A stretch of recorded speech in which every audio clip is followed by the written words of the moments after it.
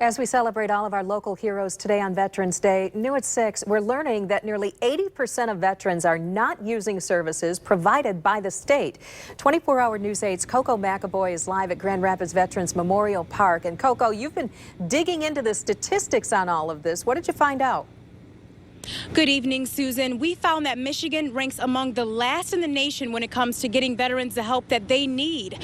And we spoke to a few veterans today that say oftentimes coming home is the hardest part about deployment. I think there's a big disconnect with the civilian world and the military world today. Adam Betts and Jonathan Hyman are part of the Military and Veteran Admission Services at Davenport University. They both recently served in war themselves and say they can relate to the issue of finding services. You have less than 1% of the population that have been involved in the last 12 years fighting wars in Iraq and Afghanistan.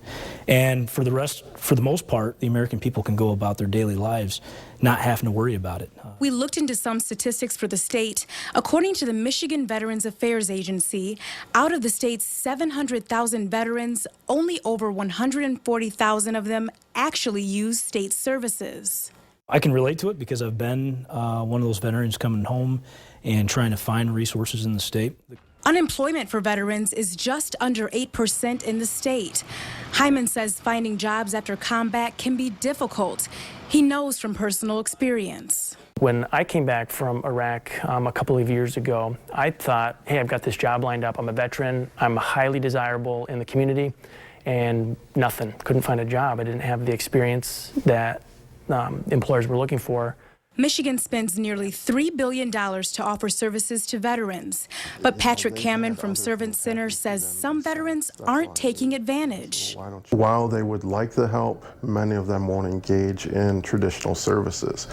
And that's for several reasons. One, Cameron says many veterans are sometimes too proud to ask for help.